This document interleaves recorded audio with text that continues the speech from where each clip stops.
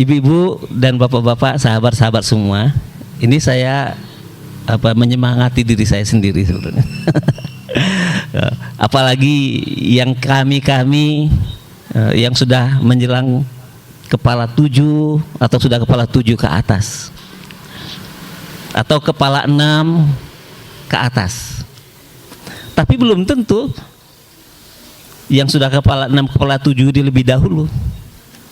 Karena keponakan saya yang masih kecil sudah meninggal dunia dulu. Ada juga yang masih kuliah sudah meninggal dunia. Pak Ismail adik-adiknya sudah lebih dahulu. Karena itu yang muda pun harus lebih semangat daripada yang sudah ada umurnya. Kita semangat betul menikmati bulan Ramadan ini.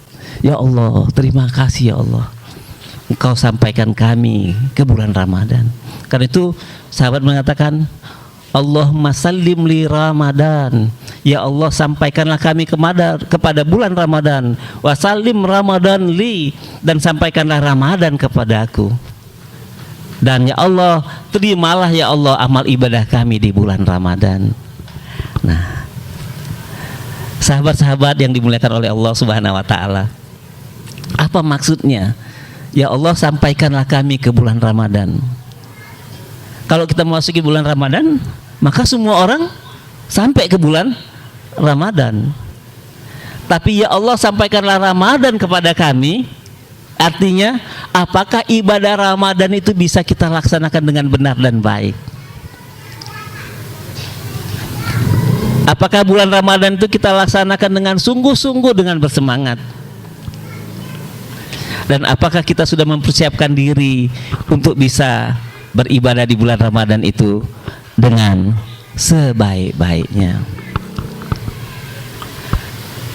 Sahabat-sahabat yang dimuliakan oleh Allah Subhanahu wa taala, maka kita lihat, dikatakan Rasulullah SAW itu ketika memasuki bulan Ramadan, maka beliau fokus dengan bulan Ramadan.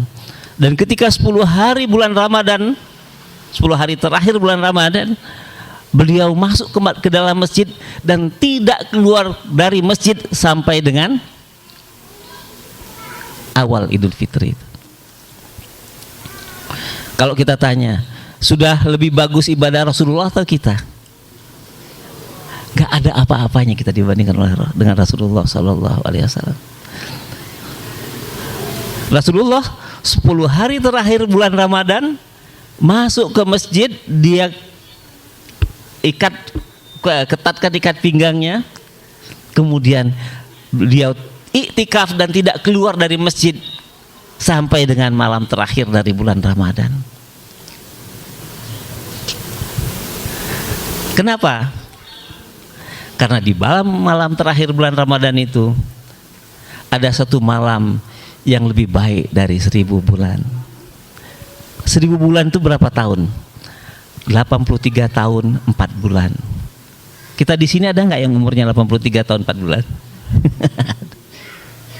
Akankah sampai usia kita ke 83 tahun 4 bulan?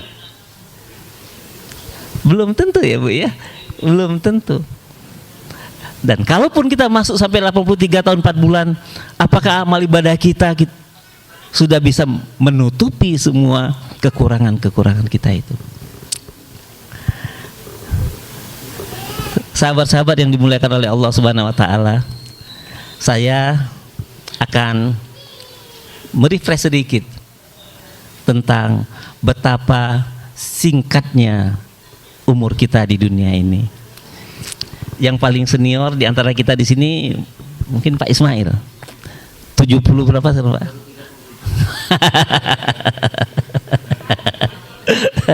Ya, Ibu berapa? 86, Masya Allah, Alhamdulillah. Masya Allah. Kalau saya tanya, rasanya cepat atau sebentar Bu sampai ke 86 tahun itu? Sebentar sekali ya Bu. Kalau saya tanya sama Pak Ismail, 73 itu sebentar atau cepat? Nggak terasa. Dan sisa umur kita ini kira-kira tinggal berapa lagi? Kalau dari kalau Pak Agung masih 40-an lagi.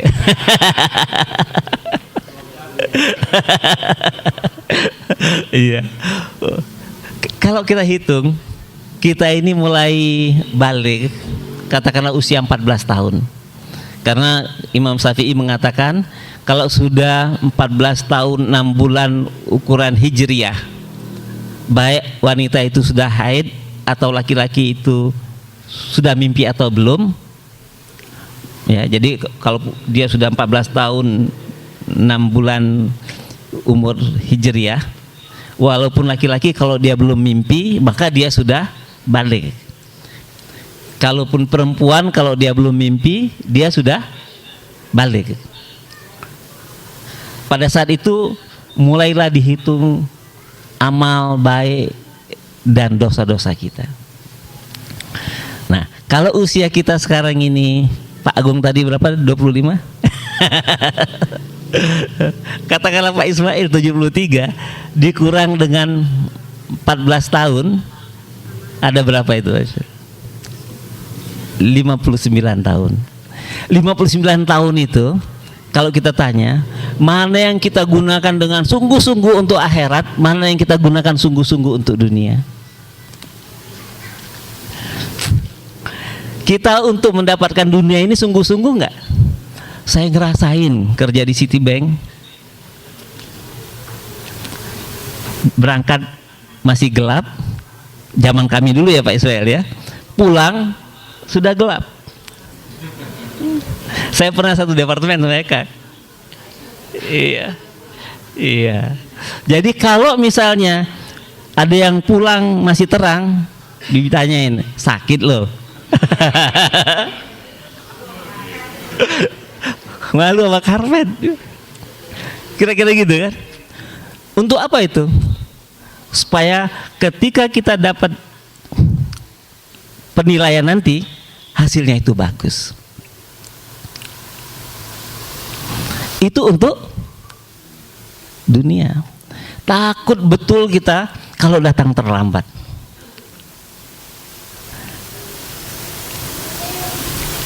Bandingkan dengan untuk akhirat kita. Allahu Akbar, Allahu Akbar.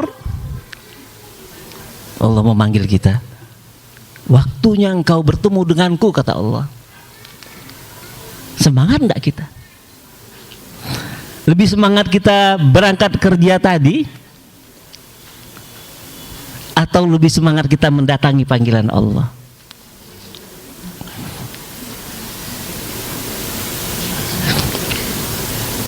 Padahal dalam panggilan azan itu dikatakan hayya 'alas shalah, mari sholat. Hayya 'alal falah, ayo menang. Artinya yang sholat itu akan menang. Tapi semangat kita untuk dunia dengan semangat kita untuk akhirat lebih banyak mana?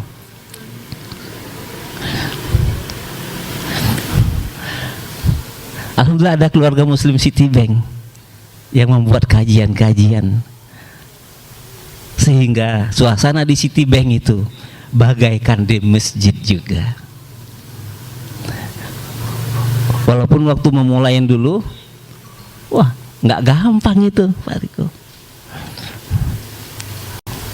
Ansori mana? Lagi sholat. Begitu pasti joknya kan gitu.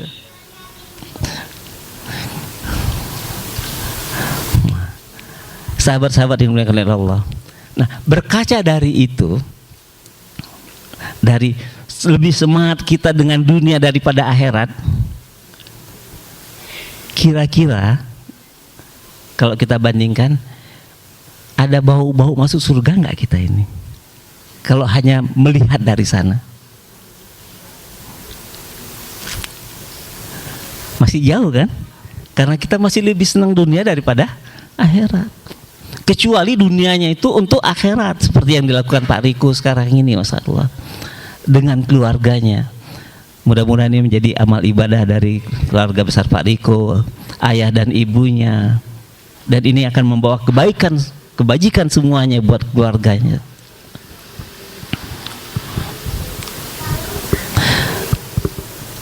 Pak Ismail alhamdulillah, masya Allah, di dompet duafa merintis bank muamalat, yang bank berdasarkan syariah, dan alhamdulillah dimulai oleh alumni keluarga Muslim Citibank. Maka bank syariah di Indonesia itu tidak bisa dilepaskan dari alumni keluarga Muslim Citibank. Mudah-mudahan ini menjadi amal ibadah kita terus menerus. Nah, sekarang bandingkan antara dunia dengan akhirat. Sahabat bertanya kepada Rasulullah Shallallahu Alaihi Wasallam, ya Rasulullah, bagaimana dengan antara perbandingan antara dunia dengan akhirat nanti? Maka Rasulullah mengatakan, masukkan jarimu ke air lautan, kemudian kau angkat jarimu itu, air yang ada di ujung jarimu, itulah dunia ini, dan air yang tersisa di lautan, itulah akhirat nanti. Bisa nggak bandingin antara air yang di ujung jari dengan lautan?